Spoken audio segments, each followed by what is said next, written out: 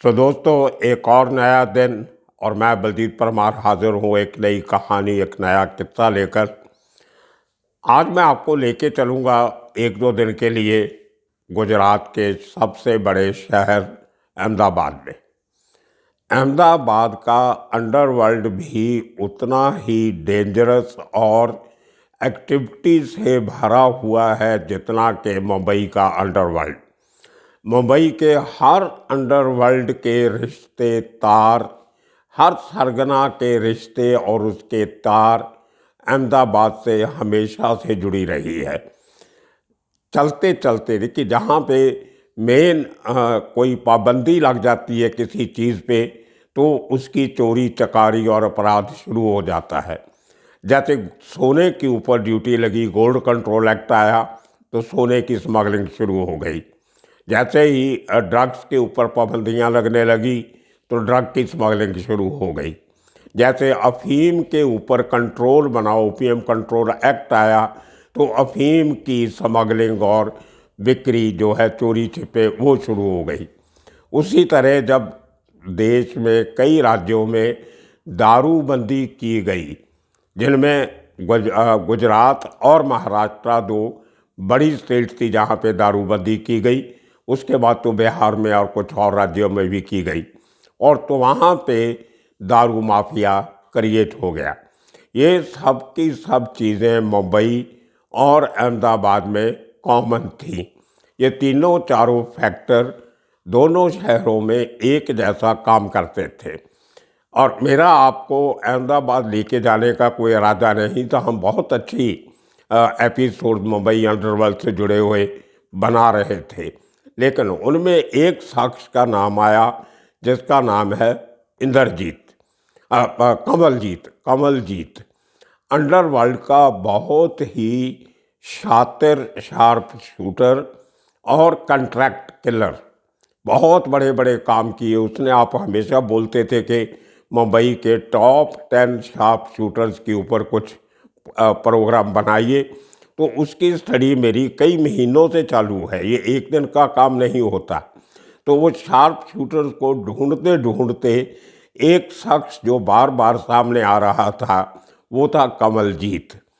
कमलजीत का जिक्र शायद इसहाक बागबान ने अपनी किताब में भी किया है, किसी किस्से में उसको पकड़ा भी था। ये शख्स एक ज़माने में अमीरजादा के साथ, आलमगीर के साथ और उसके बाद समद खान के साथ बहुत एक्टिवली इन्वॉल्व रहा है। अंडरवर्ल्ड में सरदार बहुत कम आए हैं, और एक एरिया है मुंबई में साइन कोलीवाड़ा, जो पंजाबी डोमिनेटेड एरिया है, वहाँ से कुछ नोटोरियस सरदार निकले पिछले 70-80 साल में, जिनमें सबसे ज़्यादा जो बदनामी भरा नाम कमाया वो रंगा और बिल्ला ने कमाया था, दिल्ली में चोपड़ा किड्स को किडनैप करके उनका मर्डर करने का। लेकिन उसी इलाके से मुंबई का एक ज़माने में सबसे बड़ा शार्प शूटर निकला माया ढोलस। उसी इलाके से दूसरा आदमी निकला फिरोज़ कोंकणी। उसी इलाके से तीसरा आदमी निकला एंथनी भाई। तो ये अमर अकबर एंथनी, और उनके साथ निकला चौथा सिंह, अमर अकबर एंथनी सिंह, और वो सिंह था कमलजीत सिंह। ये भी उसी इलाके का था। तो जब मैं कमलजीत की पूरी हिस्ट्री और उसका पूरी बैकग्राउंड निकाल रहा था, तो एक बहुत इंटरेस्टिंग किस्सा सामने आया जिसकी कड़ी कहीं ना कहीं गुजरात से जुड़ी थी। बात 1985-86 की है। समद खान का सितंबर 1984 में 84 में मर्डर होता है। उसके बाद एक तरीके से कमलजीत बेरोज़गार हो जाता है और नए काम की तलाश में अपने जो रिसोर्सेज हैं उनको एक्टिवेट करता है। मुंबई में माहौल बहुत गर्म था, तो उस शख्स ने अपना एरिया ऑफ ऑपरेशन बदल के गुजरात में अपने सोर्सेज को एक्टिवेट किया। औरंगजेब के साथ उसने गुजरात में बहुत कांड किए थे, वो मैं किस्सा बाद में सुनाऊंगा। लेकिन आज जो एक किस्सा कमलजीत की ज़िंदगी का सुना रहा हूँ, आप नेट पे जाएंगे, आपको काफ़ी कुछ कमलजीत के केसेस की डिटेल मिलती है। लेकिन ये केस जो आज मैं आपको सुनाने जा रहा हूँ, इसकी इतनी बड़ी प्लानिंग, एक्सिक्यूशन और जिस तरीके से इस क्राइम को अंजाम दिया गया, मैंने कुछ पुलिस ऑफिसर से बात कर रहा था पिछले दिनों में, उनका मानना था कि जितनी प्लानिंग गुजरात का अंडरवर्ल्ड करता था, उतनी बड़ी प्लानिंग शायद मुंबई के अंडरवर्ल्ड ने बहुत कम की होगी। तो एक मर्डर को अंजाम देने के लिए अहमदाबाद में कैसे प्लानिंग होती है और कैसे लोग पाकिस्तान तक चले जाते हैं, कलकत्ता चले जाते हैं, सिर्फ एक आदमी को मारने के लिए इतना बड़ा आडंबर रचा जाता है, वो देखिए, सुनिए कहानी। दारूबंदी के बाद अहमदाबाद इलीगल शराब बेचने, खरीदने, कंज्यूम करने का उस एरिया का सबसे बड़ा अड्डा बना। वहाँ पे कंट्रोल किया जाता था पूरे शराब और जुए के धंधे को। जिस तरह से मुंबई में करीम लाला का उस ज़माने में दारू के और जुए के अड्डे चलते थे, उसी तरह अहमदाबाद में नवाब खान के बहुत बड़े लेवल पे शराब का और जुए का काम चलता था। नवाब खान वो नहीं जो मुंबई में था, अमीरजादा का बाप भी नवाब खान था, लेकिन गुजरात वाला, अहमदाबाद वाला नवाब खान मुंबई के नवाब खान से कई गुना ज़्यादा असर सूख रखने वाला और ख़तरनाक किस्म का मुजरिम था, अपराधी था, काम करता था। लेकिन उसका काम करने का तरीका मुंबई वाले नवाब खान से बिल्कुल डिफरेंट था। गुजरात वाला नवाब खान पॉलिटिकली बहुत वेल कनेक्टेड था, पैसा बहुत था, इलीगल धंधों के साथ साथ लीगल धंधे भी थे और अपने आप में वो सेल्फ मेड डॉन भी था। तो इन दोनों को अलग अलग करने के लिए अंडरवर्ल्ड में मुंबई के नवाब खान को अमीर नवाब बोलते हैं, क्योंकि उसके बेटे का नाम अमीरजादा था, और गुजरात वाले नवाब खान को सिर्फ नवाब खान पठान ये बोलते हैं। तो नवाब खान के 5 बेटे थे, जिनमें से सबसे पावरफुल जो उसके जिंदा जी और उसके मरने के बाद जो उसका गद्दी नशीन बना, उसका नाम था अयूब खान अलियास पप्पू खान। पप्पू खान अपने बाप के मरने के बाद गुजरात का बहुत ही पावरफुल फिगर बना। बहुत सालों तक उसने अंडरवर्ल्ड पे हुकूमत की। हुआ कुछ ऐसे कि नवाब खान के अपने 5 बेटों के अलावा उसने एक और पठान को, बेटे को, यंगस्टर को गोद लिया हुआ था, अडॉप्ट किया था। उसका नाम था बाबा। वो इनसे छोटा भी था, तो बाबा को खान नाम भी नवाब खान ने दिया और अपने तरीके से बाबा खान गुजरात के अंडरवर्ल्ड में एक बहुत ही जानी पहचानी फिगर बना। इतना पावरफुल हो गया कि नवाब खान के अपने सगे बेटे भी उससे काफ़ी पीछे लगते थे। तो दुश्मनियाँ बढ़ती हैं, कहते हैं जब धंधा चलता है तो दुश्मन भी पैदा हो जाते हैं। अहमदाबाद में इलिसिट लिकर, इलीगल दारू के धंधे को इतना प्रॉफिटेबल, इतना पैसे वाला मानते हुए उसका एक राइवल, प्रतिद्वंदी, वो खड़ा हो जाता है और उसका नाम होता है शबीर बिहारी। वो सूरत का रहने वाला था। जब उसने देखा कि अहमदाबाद में कमाई ज़्यादा हो सकती है, तो अपने परिवार, फैमिली के साथ, जिनमें उसका एक बहनोई रहमान खान भी शामिल था, ये पूरी फैमिली सूरत से शिफ्ट होके अहमदाबाद आ जाती है और डिफरेंट अड्डों में, जैसे शाहपुर, दरियापुर, इस किस्म के एरियाज़ में छोटे छोटे दारू के, जुए के धंधे शबीर बिहारी शुरू कर देता है। और उसके धंधे चलने से नवाब खान के धंधे पे फ़र्क पड़ना शुरू हुआ। इतना ज़्यादा तो नहीं, लेकिन काफ़ी लेवल तक उसकी जो प्रॉफिट था, जो सेल थी, वो कम होने लगी। एक ज़माने में जब उसकी 5-6 गाड़ियाँ रोज़ जो इंडियन मेड फॉरेन लिकर होती है विस्की की, वो जो खाली होती थी अहमदाबाद में, वो घट के 2 या 3 गाड़ियाँ रह गई। तो अब दुश्मनी रोज़ इनके लड़ाई झगड़े होने लगे, हर हफ्ते उसके अड्डों पे झगड़े होने, तो कई पुलिस केस बनने, कोई अंदर कोई बाहर।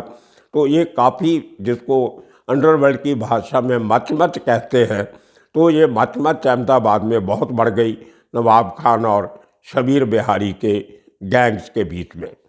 अल्टीमेटली ये लड़ाई इतनी दूर तक जाती है कि शबीर खान को बाबा खान का मर्डर करना पड़ जाता है। वो बाबा खान जो नवाब खान का मुंह बोला बेटा था, और वो उसको अपने सगे बेटों से भी ज़्यादा चाहता था, उसको प्यार करता था, मोहब्बत करता था। अब बाबा खान के मरने के केस में शबीर खान तो अंदर हो गया, लेकिन नवाब खान को नींद नहीं आती थी। उसको हमेशा ये लगता था कि एक लड़का जिसको उसने गोद लिया, अपने बच्चों की तरह पाला, और उसको उसके दुश्मन ने मार दिया। उसका कहना था कि मेरे किसी बेटे को मार देते तो मुझे दुख नहीं होता। अब दुनिया ये सोचेगी कि मेरा वो मुंह बोला बेटा था, इसलिए वो मारा गया, इसके अपने बेटों को कुछ नहीं हुआ। वो बात उसके दिल को लगी, और उसी सदमे में कुछ समय बाद नवाब खान की डेथ हो जाती है। अब जो उसका बेटा बाबा खान के और नवाब खान के मरने के बाद अयूब उर्फ पप्पू खान, वो जब सरगना बनता है अपने लीडर का, तो उसके दिल में अभी एक खून नहीं बल्कि 2 लोगों के मर जाने का बदला लेना उसका मिशन हो गया। और पप्पू खान के साथ था एक बहुत शातिर दिमागी प्लानर जिसका नाम था अजमल खान। अजमल खान, जिसको दिमागी कीड़ा भी कहते थे, वो आदमी इतनी दूर की सोच के चलता था कि कई बार बड़े बड़े वकील भी उसकी प्लानिंग से मार खा जाते थे। तो उसने पप्पू खान को सलाह दी कि बजाय इसके कि हम लोकल जो दादा हैं, लोकल क्रिमिनल हैं, उनका इस्तेमाल करके लड़ेंगे मरेंगे तो आपस में मरते रहेंगे, क्यों ना हम एक आदमी कोई बाहर से मंगवाएं जो आके बाबा खान के मर्डर का बदला शबीर खान से ले सके। ये अजमल खान की सलाह थी कि मुंबई से शार्प शूटर कमलजीत को बुलाया जाए, तो उससे टच किया जाता है। अजमल खान मुंबई के पठान गैंग के थ्रू कंट्रैक्ट लेके कमलजीत के साथ बात करता है। कुछ अमाउंट फिक्स होता है, उस ज़माने में कोई 10-12 लाख की कंट्रैक्ट दिया जाता है कि तुमने जो शबीर खान है उसको जाओ, उसके खास गुर्गों को जिन्होंने बाबा खान को मारा था उनको मारना है, तो आपको ये कंट्रैक्ट दिया जाता है। कमलजीत वो सुपारी लेता है और मुंबई से अहमदाबाद पहुंचता है। वहाँ उसके रहने का ठिकाना बनाया जाता है, और उसको 2 आदमी जो पप्पू खान के खास थे, जिनमें एक हैदर अली पठान भी था, हैदर अली लाल खान पठान, और एक और था फैज़ान खान, जो इस किस्म का नाम था, मुझे उसका नाम बराबर याद नहीं आ रहा। तो ये 2 आदमी उसने अपने कमलजीत को दिए, बढ़िया हथियार दिए कि ये काम आपने करना है। अब कंट्रैक्ट हो गया, प्लानिंग हो गई। अब उनको मारे तो कैसे मारे? शबीर खान जेल में है, उसकी ज़मानत नहीं हो रही, और ये 1985-86 की बात कर रहा हूँ मैं। तो नवाब खान की डेथ हो गई होती है, पप्पू खान के सर के ऊपर पूरी जिम्मेदारी है, और वो अजमल खान की सलाह से पूरा ऑपरेशन प्लान कर रहा है। अब प्लान ये होता है कि इन लोगों को, जो शबीर खान का बहनोई होता है रहमान खान, वो किसी और मर्डर केस में जेल में होता है, और एक और तीसरा उनका साथी जो बाबा खान के मर्डर में था वो भी जेल में था। अब तीनों लोग जेल में बैठे हैं, मारे तो किसको मारे, इनको मारे तो कैसे मारे। अब देखिए अजमल खान का दिमाग, जिसको कहते हैं प्लानिंग। वो आदमी जेल सुपरिटेंडेंट से कांटेक्ट करता है अपने तरीके से, जेल के अथॉरिटी से।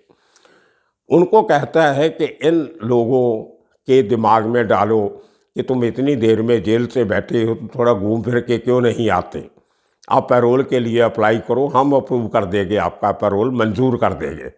तो अंदर खाते किसी न किसी बहाना लगा के इन्होंने जेल अथॉरिटीज़ को मना लिया कि जब इनकी पैरोल की एप्लीकेशन किसी की भी आए तो आप उसको मंजूर या नामंजूर करने के पहले हमें ज़रूर बता देना कि इन्होंने पैरोल पे जाने के लिए अप्लाई किया है।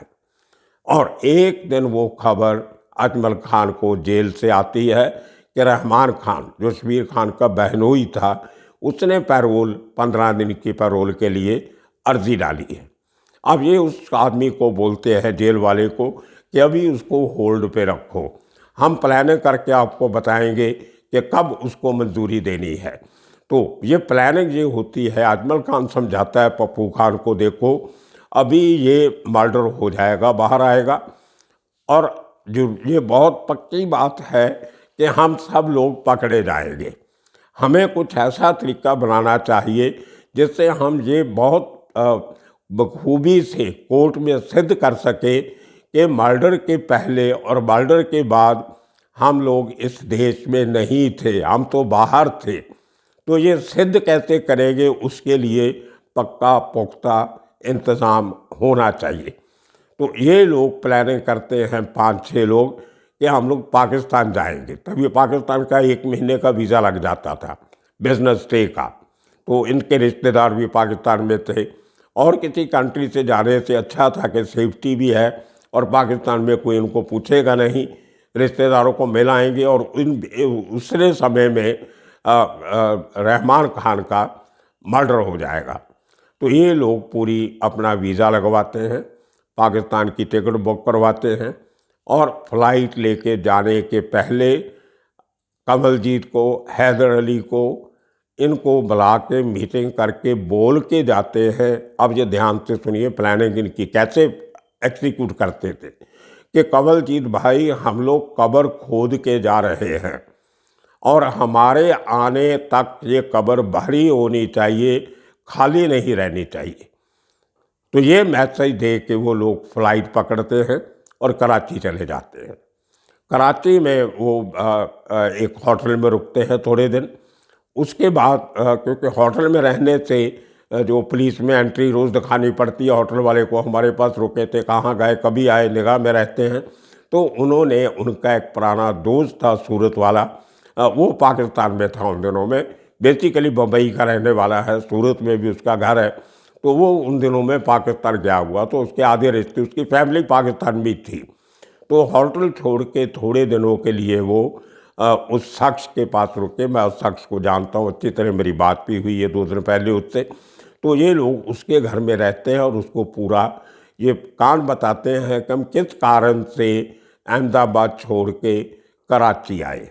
और ये मुझे पूरी कहानी मेरे उस कराची वाले दोस्त ने ही सुनाई है, जो मैं आपको आज सुना रहा हूँ।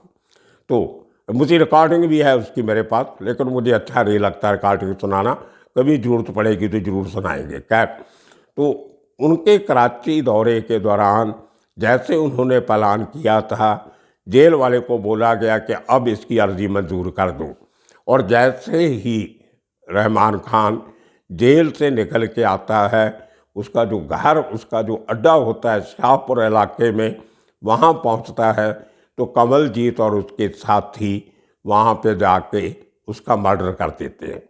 और वो जो उनके तरीके से जो कब्र भरनी थी वो उन्होंने भर दी, और कराची फ़ोन करके इन्फॉर्म कर दिया गया कि कब्र भरी गई, आप आ जाइए। अब वहाँ से वो लोग वापस आते हैं 1 महीने के बाद। एक आदमी कलकत्ता की फ़्लाइट लेता है, दूसरा आदमी दिल्ली की लेता है, तीसरा मुंबई की फ़्लाइट लेता है। इस तरह अलग अलग शहरों में आके वो फ्लाइट से उतरते हैं। वहाँ से फिर डॉक्यूमेंट्री एविडेंस क्रिएट करते हैं कि कलकत्ता से मैं इस गाड़ी से थी, उसकी टिकट विकट रिजर्वेशन सब संभाल के रखते हैं। तो वो सब रिकॉर्ड लेके अपना पक्का पुख्ता करके, हम अहमदाबाद में नहीं थे, वो पासपोर्ट पे ठप्पे लगे हुए थे, पाकिस्तान में कब गए, कब वहाँ से वापस निकले, वो सब एविडेंस लेके वापस आ जाते हैं। एक एक करके सब लोग हाजिर होते हैं पुलिस के सामने। कमलजीत भी हाजिर होता है, हैदर अली भी होता है, सब के सब हाजिर होते हैं। लेकिन पप्पू खान जो सरगना है, जो लीडर है, वो हाजिर नहीं होता, वो बोलता मुझे जेल में नहीं रहना है।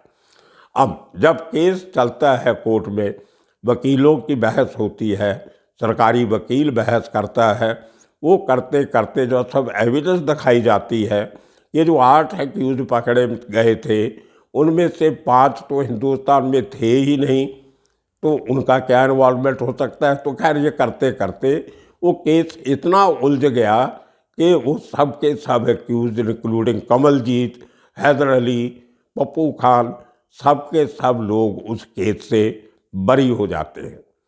ये देखिए इतनी बड़ी त्रासदी हमारे देश की कि आप अगर कानून को तोड़ना है तो इस तरीके की एविडेंस पहले से ही क्रिएट करके रख लो जिसके बेस पे आपके ऊपर केस चल ही नहीं सके। ये शातिर दिमाग की प्लानिंग उनके बहुत काम आई। रहमान खान तो मर गया लेकिन सज़ा किसी को नहीं हुई और यहाँ लड़ाई ख़त्म नहीं होती है। उसके बाद कमलजीत का क्या होता है, शबीर बिहारी अपने बहनोई के मर्डर का बदला कैसे लेता है, ये बहुत इंटरेस्टिंग किस्सा है, इसको ज़रूर ध्यान से सुनिए। आने वाले दिनों में इसी किस्म के और किस्से लेके अहमदाबाद के जो मुंबई के अंडरवर्ल्ड से किसी तरह भी कम नहीं हैं वो आपको सुनाते रहेंगे। जुड़े रहिए हमारी चैनल के साथ, आने वाले दिनों का कीजिए इंतज़ार। तब तक के लिए आप सबका शुक्रिया, धन्यवाद।